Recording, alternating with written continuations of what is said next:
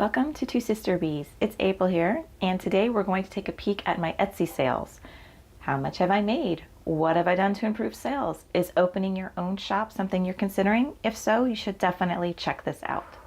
I'm going to start this off with a little bit about my experience online. I started out selling children's toys on eBay in 2008. From there, I progressed to dollhouse miniatures, and that led into actual dolls and handmade doll accessories, which took me to Etsy and convention sales. And then eventually I did resell from thrift stores on both eBay and Etsy.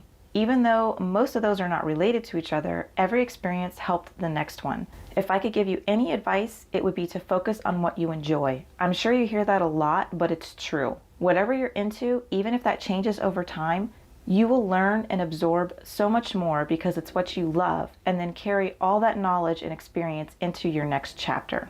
I know a question a lot of people ask about is, should I have an independent store for my products? Should I do both eBay and Etsy and that store, or should I just do one or the other? I think the answer to this is different for everyone.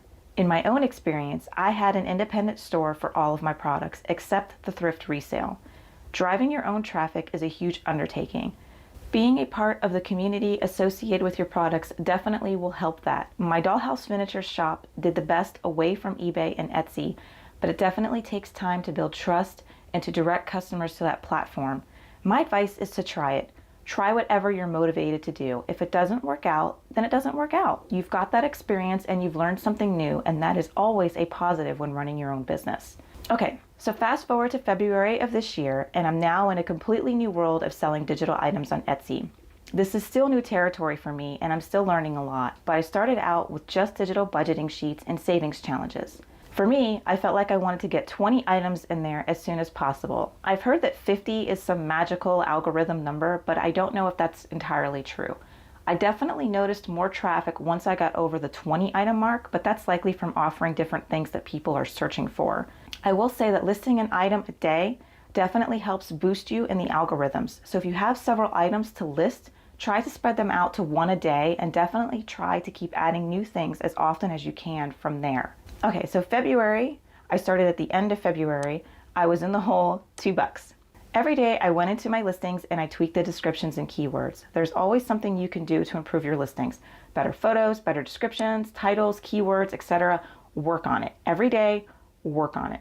March was basically add all the things month. I worked on creating new items, thought up original ideas, and I made things that I personally wanted to use. I tried some of the marketing, but I think it was too early on. I didn't have enough products for the marketing.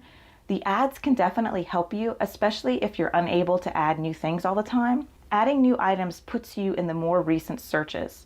So when your items sit a while, you get pushed further down the search results. With the ads, it'll bring your inventory back to the first few search pages, but I felt I used this too early and I needed more products for the category than I am in. I also started promoting more on our YouTube channel, and I actually saw my first profit of $6.24. April, I branched out more with more products. I have several products in the works, but I was comfortable with the quality to start offering my scratch-offs, and they have been some of my best sellers. April was the first month I saw some real return on my hard work, and I made $314. I still can't believe it when I look at that. I am so grateful for these sales. It's been a real blessing. We are now about 2 weeks into May, and the shop is still going great. I think it's important for your growth to keep offering new products and offer things that you believe in, things that you would use yourself, things that are good quality.